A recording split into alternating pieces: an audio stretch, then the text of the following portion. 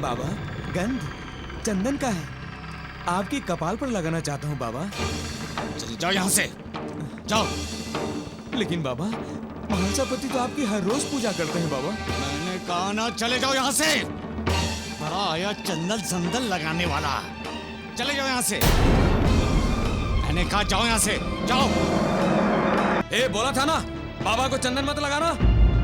अगर इस समय इन लोगों ने तुम्हारा सिर फोड़ दिया तो क्या वो साईं बाबा आएगा तुम्हें बचाने के लिए? हैं? क्या जरूरत है उसे टीका लगाने की? आप हट जाएं द्वारिकानाथ जी। आज हम इस लाठी से इसे तिलक लगाते हैं।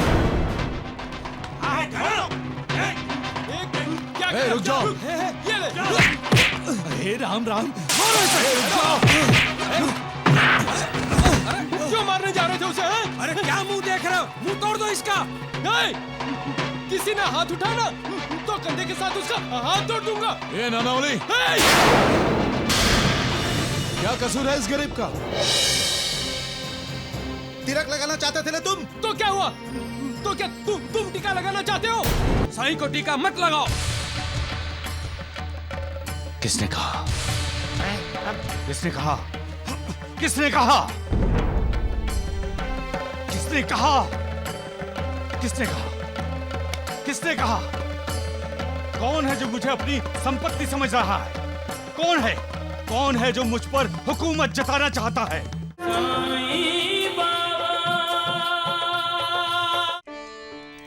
गुरु किसे कहा जाता है? जिसके सामने इंसान अपना गुरूर भूलकर सिर झुकाता है, वो गुरु है। भटके हुए इंसान को उंगली पकड़कर जो सही रास्ते का मार्गदर्शन कराता है, वो गुरु है।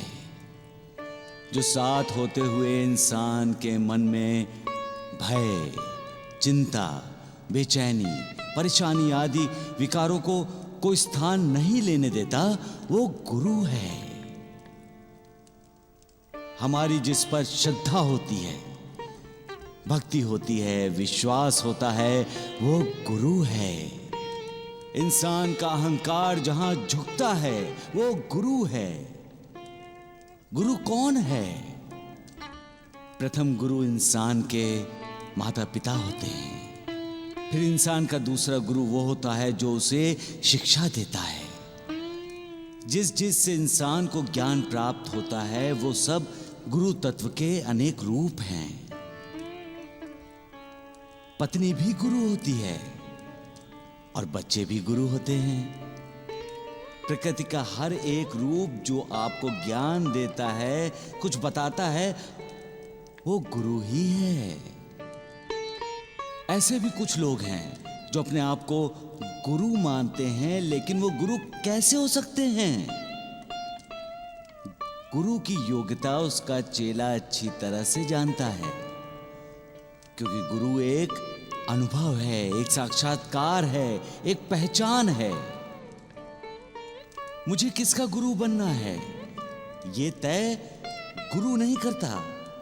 ये तय वो करता है जिसे गुरु बनाना है। ये तय चेला करता है, और ये वो तब तय करेगा जब उसे मेरे बारे में साक्षात्कार होगा, अनुभव होगा, जब उसका मुझ पर विश्वास होगा, श्रद्धा होगी। सबसे बड़ा गुरु वो मालिक है जो गुरुओं का गुरु है, सद्गुरु है। हर कोई उस पर विश्वास करता है। वो तय नहीं किया जाता, वो तय होता है। तभी तो उस पर अगाध श्रद्धा होती है, अगाध भक्ति होती है। गुरु कैसा होना चाहिए? कैसा होना चाहिए? उस मालिक की तरह। सबका मालिक एक। अनंत कोटि ब्रह्मांड नायक राजाधिराज योगीराज परब्रह्म श्री सच्चिदानंद सद्गुरु साईं बाबा नाथ महाराज की।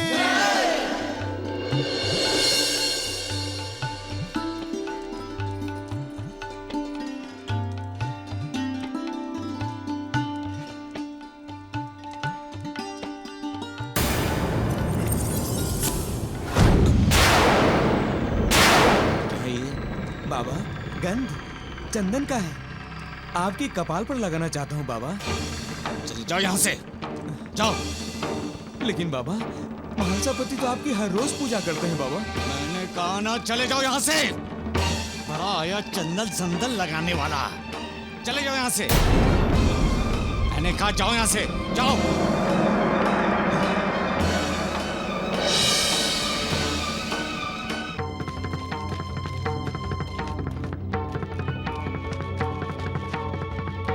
क्या बे, एक बार में समझ में नहीं आती तुम्हें?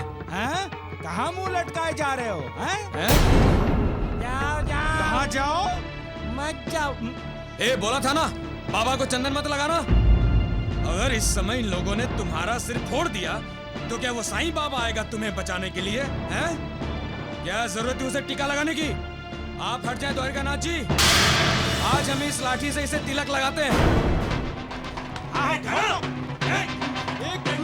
रुक जाओ। अरे राम राम, लगी तो नहीं द्वारिकानाथ जी? रुको काना, रुक जाओ, क्यों मारने जा रहे थे उसे? हैं? अरे क्या मुंह देख रहे हो? मुंह तोड़ दो इसका। किसी ने हाथ उठाया ना, तो कंधे के साथ उसका हाथ तोड़ दूंगा। ए नानावली, क्या कसूर है इस गरीब का? तिलक लगाना चाहते थे ना तुम? तो क्या हुआ? तो क्या तुम टीका लगाना चाहते हो? हमारी साईं बाबा पर श्रद्धा है, भक्ति है, हम उनकी पूजा करते हैं और करेंगे। हाँ, राम राम, इस महासापति की वजह से ही सब उस ढोंगी की पूजा करने लगे हैं। ठीक कह रहे हो वैद्य जी, साईं बाबा हमारे भगवान हैं। हाँ। अरे राम राम। लेकिन साईं को चंदन नहीं लगाने देंगे हम। हाँ, अच्छा, देखता हूँ कौन रोकता है हमें। नानिया, ए द्वारका! झगड़ा करने की कोई जरूरत नहीं, बाबा की पूजा होगी। ए नूर, एक थप्पड़ मारूंगी, जिंदगी भर के लिए बदतमीजी भूल जाओगे तुम। हमारी बत्तीसियां टूटे उससे पहले निकल लो। चलो चलो। महासापति, आज अगर तुमने साईं को संडल चंदन लगाया होता, तो बहुत मुश्किल में पड़ जाते तुम। तुम चिंता मत करो, हमारी सारी मुश्किल दूर करने के लिए बैठे हैं देवा। इस टकराव का अंजाम ठीक नहीं होगा महासापति। आप अपने अंजाम के बारे में सोचिए द्वारिकानाथ जी। महासापति, साईं की पूजा बंद कर दो, वरना हम साईं का चंदन लगाना बर्दाश्त नहीं करेंगे।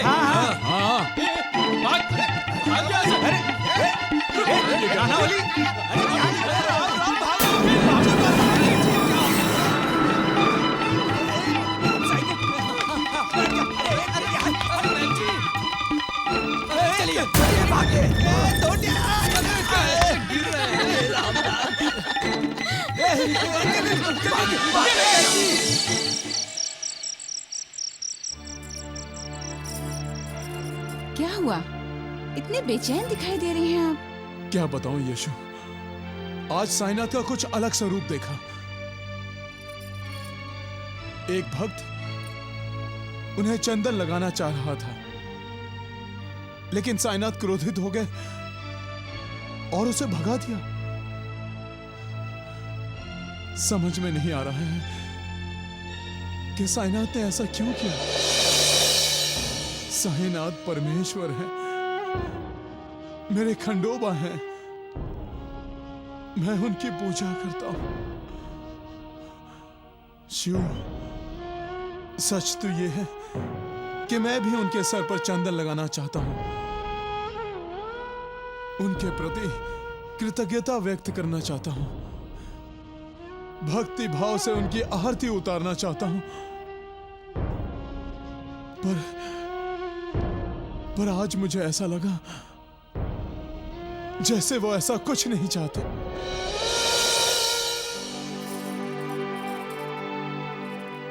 आज लक्ष्मी की माँ और सकुबाई मुझे मिली थी।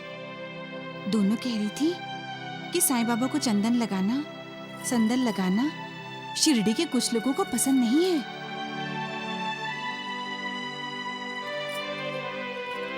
अगर ऐसा है तो फिर आप क्या करेंगे? वो तो मेरे गिरधर गोपाल हैं, मेरे साईनाथ हैं, साईनाथ। शिव, हमने तो अपने आप को उन्हें समर्पित कर दिया है, अब सब उन पर है। वो चाहेंगे तो अपनी पूजा करवा लेंगे। शिव, सबका मालिक एक ही हमारा मालिक साईनाथ, साईनाथ, साईनाथ। जो भक्त मेरी शरण में आता है, मेरी ही भक्ति करता है और मेरी ही उपासना करता है, उस भक्त के कल्याण के लिए मैं हमेशा फिक्रमंद रहता हूं। मेरा भक्त चाहे मुझसे भले ही कोसों दूर रहे, लेकिन मैं हमेशा उसके पास ही तो रहता हूं, क्योंकि मेरी और मेरे भक्तों के दिल की धड़कन अलग अलग नहीं है।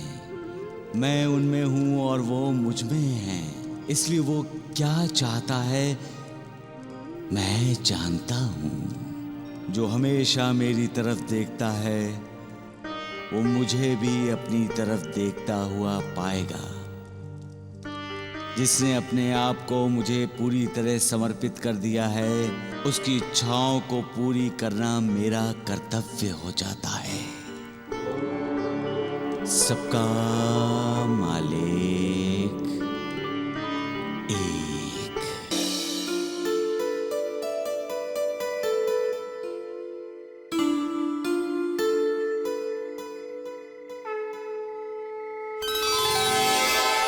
महालसापति, महालसापति, महालसापति।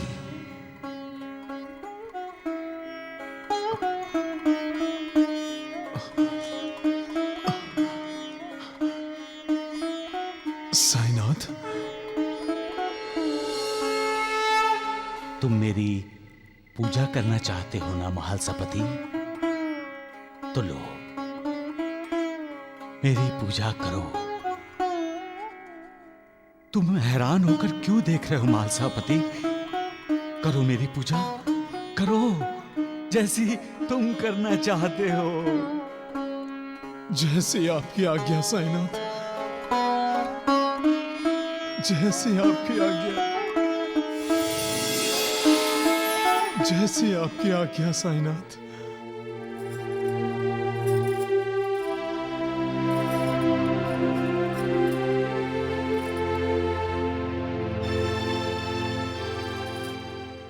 आप किसे प्रणाम कर रहे हो?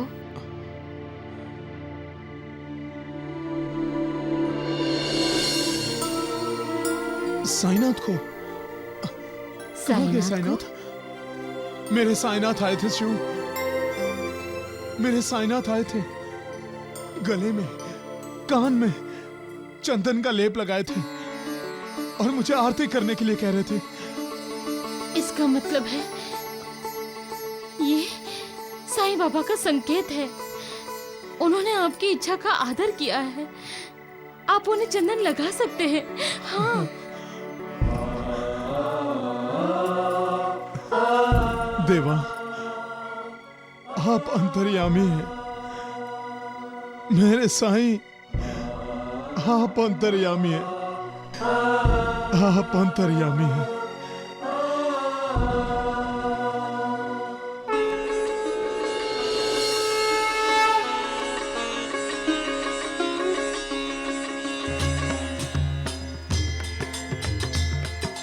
घालीन लोटांगण वंदीन चरण डोळ्यांनी पाहिन रूप तुझे प्रेमे अलिंगिन आनंदे पूजिन भावे ओवाळीन म्हणे नामा त्वमेव माता च पिता त्वमेव त्वमेव बंधुश्च सखा त्वमेव त्वमेव विद्या द्रविणं त्वमेव त्वमेव सर्वं मम देव देव कायेन वाचा मनसेन्द्रियैर्वा बुद्ध्यात्मना वा प्रकृति स्वभावात् करोमि यद्यत् सकलं परस्मै नारायणायेति समर्पयामि अच्युतं केशवं रामनारायणं कृष्णदामोदरं वासुदेवं हरिं श्रीधरं माधवं गोपिकावल्लभं जानकीनायकं रामचन्द्रं भजे हरे राम राम राम हरे हरे हरे कृष्ण कृष्ण कृष्ण हरे हरे हरे राम राम राम हरे हरे हरे कृष्ण कृष्ण कृष्ण हरे हरे हरे राम राम राम हरे हरे हरे कृष्ण कृष्ण कृष्ण हरे हरे हरे राम राम राम हरे हरे हरे कृष्ण कृष्ण कृष्ण हरे हरे हरे राम राम राम हरे हरे हरे कृष्ण कृष्ण कृष्ण हरे हरे हरे राम राम राम हरे हरे हरे कृष्ण कृष्ण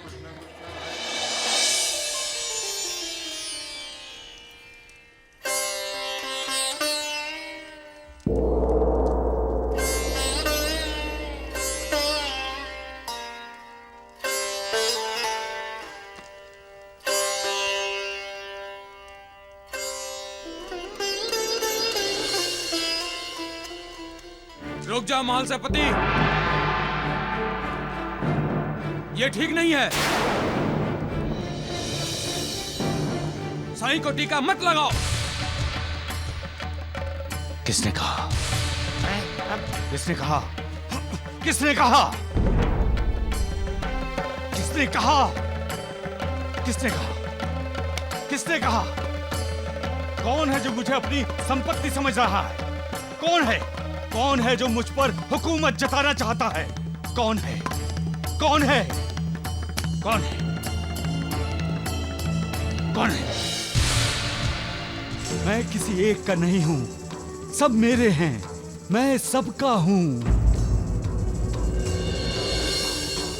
जो हाथ श्रद्धा सुमन लिए होता है वो हाथ भक्त का होता है। वो उसका हाथ होता है जो आपको बेपनाह प्यार करता है।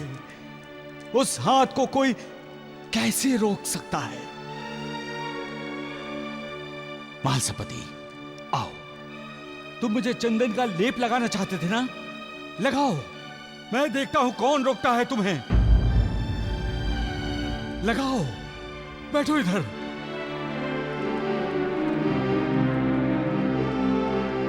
लगाओ महालसेपति, लगाओ लगाओ। राम, यहाँ भी, यहाँ भी, राम, यहाँ लगाओ। जितना तुम्हारा दिल करे उतना लगाओ महालसेपति। यहाँ लगाओ, यहाँ लगाओ महालसेपति। अरे चलिए द्वारिकानाथ जी। चल चल, है चलो। अरे चल। जितना लगाना चाहो उतना लगाओ। मैं तो केवल भाव का भूखा हूं महालसेपति। जहां भाव है वहां मैं हूं महालसेपति। मैं। तुम ही राम तुम ही श्याम साईनाथ मेरे। तुम ही राम तुम ही श्याम साईनाथ मेरे। दूर किए तुमने मेरी राह के अंधेरे। तुम ही राम तुम ही श्याम साईनाथ मेरे। तुम ही राम तुम ही श्याम साईनाथ मेरे।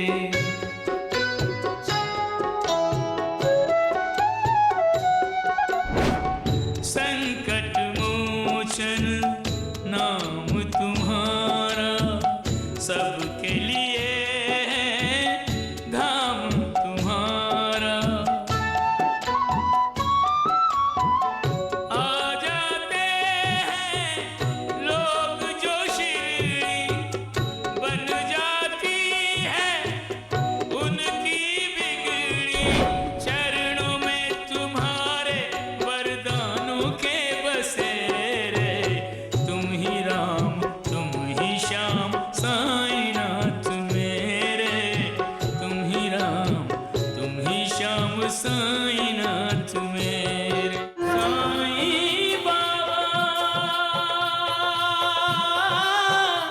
मैं सिर्फ इतना चाहती हूँ कि जानकी की शादी 1 हफ्ते में हो जाए, और अगर 2-3 दिनों में होती है तो सोने पे सुहागा। लेकिन अंबिका मौसी, इतने जल्दी? मालू, तुम जितनी जल्दी मुकुंद और जानकी की शादी करवाती हो, उतनी ही जल्दी मैं तुम्हें 10,000 रुपये और ज्यादा दूंगी।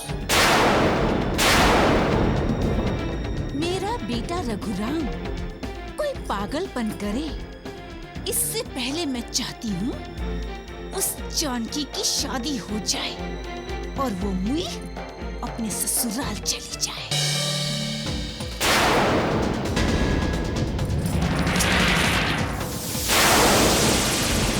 मालो दीदी। जी? कुछ नहीं। माँ, वो मालू दीदी हमारे घर क्यों आई थी? मैंने इसीलिए मालू दीदी को रोका था भैया। मैं यही पूछना चाहता था उनसे कि वो हमारे घर क्यों आई थी। किस मालू की बात कर रहे हो तुम? उसी मालू की माँ जो जानकी का रिश्ता लेकर आई थी, वही जो हमारे गांव में रहती है। नहीं तो वो भला हमारे घर क्यों आएगी? वो शायद यहाँ से गुजरी होगी तो तुम्हें लगा कि वो हमारे घर आई है।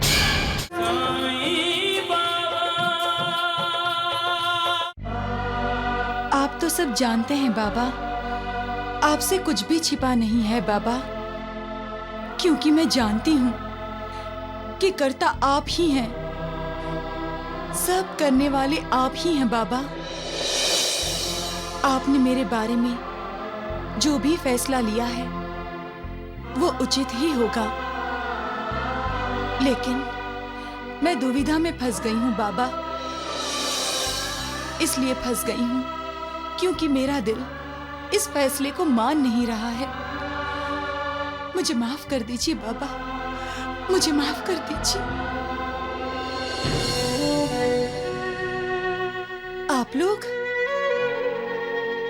आप लोग अभी तक सोए नहीं?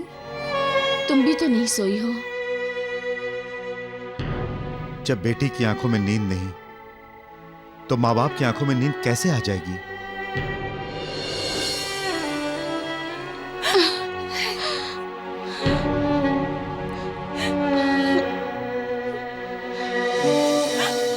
अगर तुम नहीं चाहती हो तो ये शादी नहीं होगी, हम उन्हें इनकार कर देंगे बेटी। नहीं पिताजी। देखो जानकी, हर माँ बाप अपने बच्चों की शादी उनकी खुशी के लिए करते हैं, उनके बेहतर भविष्य के लिए करते हैं, लेकिन जहां खुशी ना हो वहां बेहतर भविष्य कहां से होगा? लेकिन ऐसा लगता है इस शादी से ना तो तुम खुश रह पाओगी ना ही सुखी। बेटी, जब तुम रोती हो तो मैं अपने आप को अपराधी महसूस करता हूं। ऐसा लगता है कि अब इन हाथों में अपनी बेटी के आंसू पोंछने की ताकत भी नहीं बची। बहुत ग्लानि महसूस करता हूं, बहुत ग्लानि महसूस करता हूं मैं।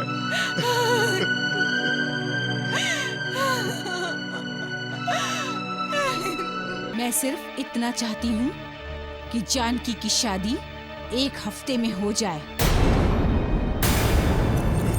और अगर 2-3 दिनों में होती है तो सोने पे सुहागा। लेकिन अंबिका मौसी, इतने जल्दी? मालू, तुम जितनी जल्दी मुकुंद और जानकी की शादी करवाती हो, उतनी ही जल्दी मैं तुम्हें 10,000 रुपये और ज्यादा दूंगी।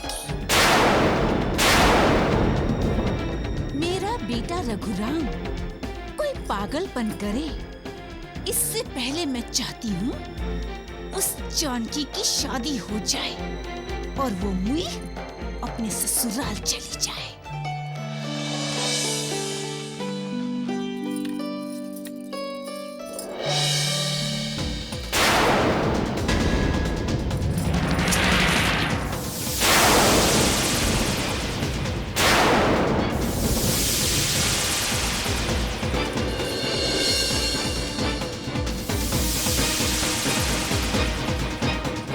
मालो दीदी।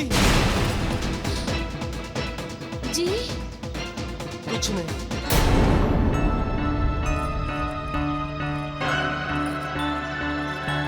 क्यों रोका तुमने मालू दीदी को? क्या पूछना चाहते थे? जानकी के बारे में? जानकी की शादी तय हो गई है, ऐसा तुम्ही ने कहा था ना? फिर उसके बारे में क्यों सोचते हो? मेरी मानो, किसी अच्छी लड़की से शादी कर लो, अपने आप जानकी को भूल जाओगे। ये लीजिए, हाथ मुंह धो लीजिए।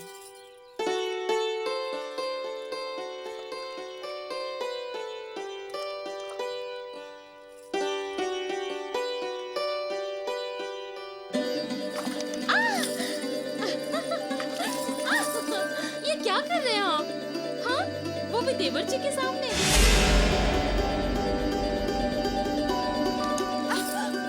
ये क्या कर रहे हैं आप?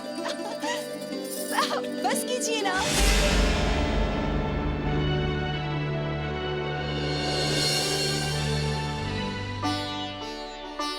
क्या अभी? ये लीजिए तौलिया। देखना, इसी हफ्ते जानकी की शादी हो जाएगी। अरे इतनी जल्दी? हाँ, मैंने मालू को पैसे दे दिए हैं। हो सकता है 1-2 दिन में ही उसकी शादी करा दे।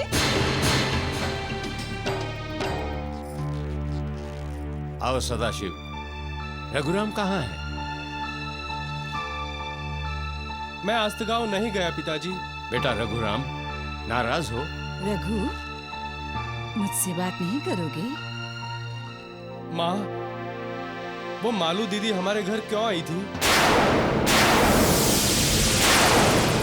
मैंने इसीलिए मालू दीदी को रोका था भैया। मैं यही पूछना चाहता था उनसे कि वो हमारे घर क्यों आई थी। किस मालू की बात कर रहे हो तुम? उसी मालू की माँ जो जानकी का रिश्ता लेकर आई थी, वही जो हमारे गांव में रहती है। नहीं तो वो भला हमारे घर क्यों आएगी? वो शायद यहाँ से गुजरी होगी, तो तुम्हें लगा कि वो हमारे घर आई है।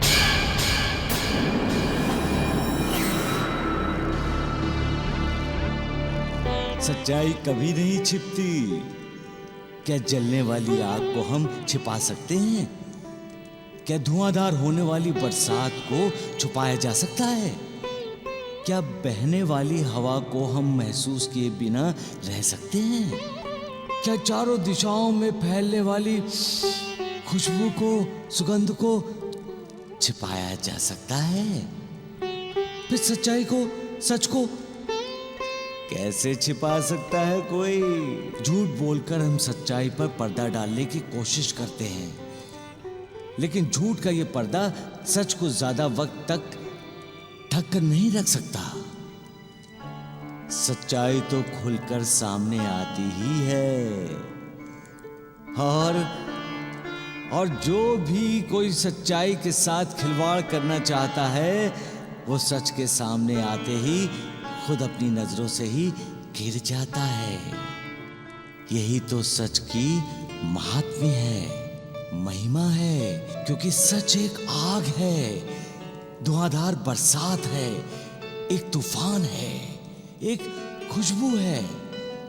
मतलब जिंदगी एक अग्निपथ है, और इस अग्निपथ से हर किसी को गुजरना है। जो दूसरा रास्ता अपनाते हैं, उन्हें मजबूर होकर फिर से इस अग्निपथ पर आना पड़ता है। धुआंधार बरसात का, तूफान का सामना करना पड़ता है।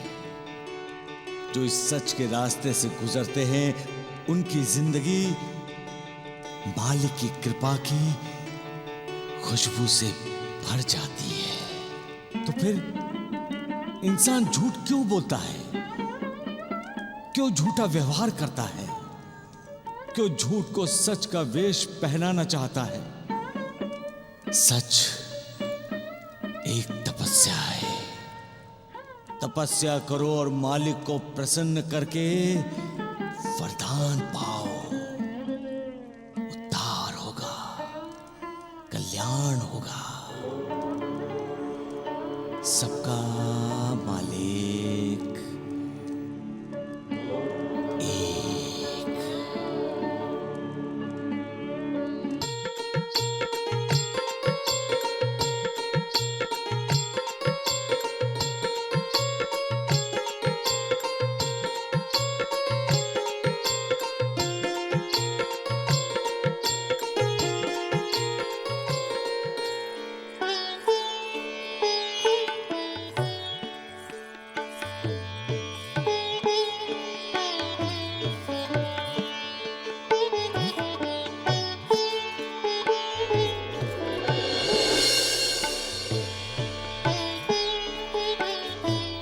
अष्टपुत्र सौभाग्यवती भव। अष्टपुत्र सौभाग्यवती भव।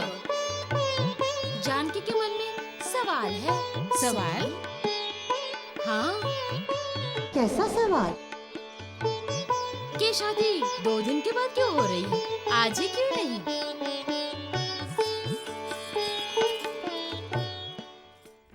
दादी, आपने रघु चाचा को बाहर गांव क्यों भेजा? चाचा नहीं तो मजा नहीं। तुम अपनी पढ़ाई पर ध्यान दो राजू। अंबिका, सदाशिव को क्या चाहिए पूछो। मेरा खाना हो गया पिताजी।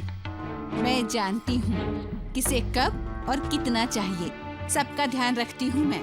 सिर्फ रघु चाचा का नहीं, रघु चाचा का ध्यान होता तो जानकी चाची से उनकी शादी करा दी होती।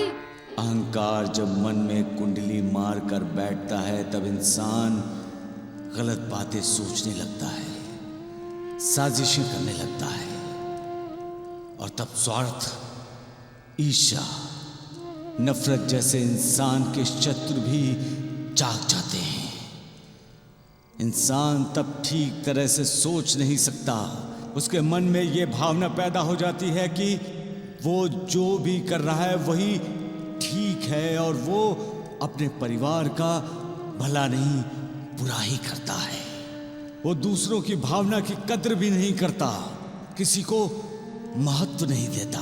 स्वार्थ इंसान को अंधा और बहरा बना देता है। स्वार्थ के कारण ही वो अपनों के साथ अन्याय करता है और उससे परिवार में दरार पैदा होती है, रिश्तों में कड़वाहट पलने लगती है। इंसान भूल जाता है कि पैसा घर के संस्कार बरकरार नहीं रख सकता। उसके लिए घर में संस्कारी और गुणी बहू का आना जरूरी है। महत्व बहू को देना चाहिए, उसके साथ आने वाले पैसे को नहीं। हाँ। सबका मालिक एक।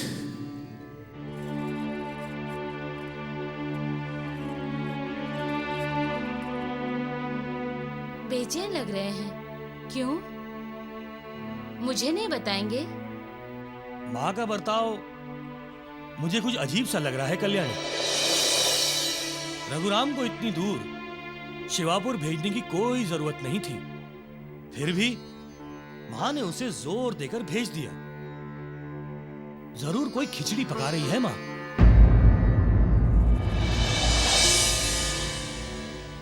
मैं खुद आपसे ये कहने वाली थी। क्या? किसी से कहिएगा नहीं। क्या? जानकी की शादी माँ जी करवा रही हैं। क्या? हाँ, परसों शादी है और शादी का पूरा खर्च माँ जी दे रही है। मालू को अब तक 70,000 रुपए दे चुकी है।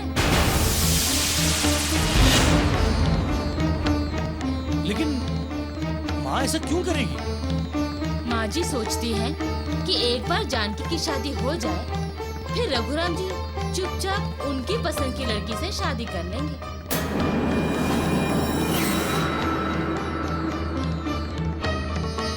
चाचा चुपचाप शादी करे या नहीं ये तो मैं नहीं जानता, लेकिन अब मैं चुपचाप बिल्कुल नहीं रहूंगा। रघु चाचा, चाचा, रघु चाचा, रघु चाचा, अगर आज जल्दी नहीं आ सके तो बहुत बुरा होगा। जल्दी ही जाना चाहिए, वरना आज जानकी चाची की शादी हो जाएगी। रघु चाचा, रघु चाचा, रघु चाचा, रघु चाचा, रघु चाचा। राजू, तुम क्या हुआ? तुम पाठशाला नहीं गए?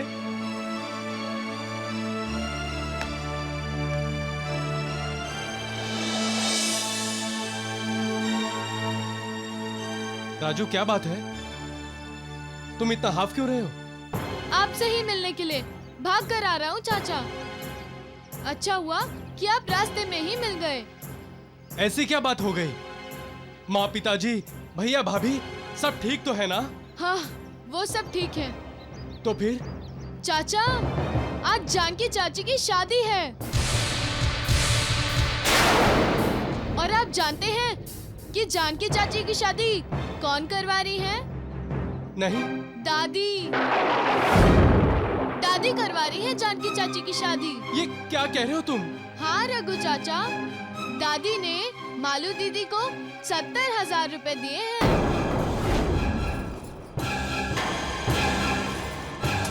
वो मालू दीदी हमारे घर क्यों आई थी? नहीं तो वो भला हमारे घर क्यों आएगी? वो शायद इधर से गुजरी होगी तो तुम्हें लगा कि वो हमारे घर आई है। माँ, साईं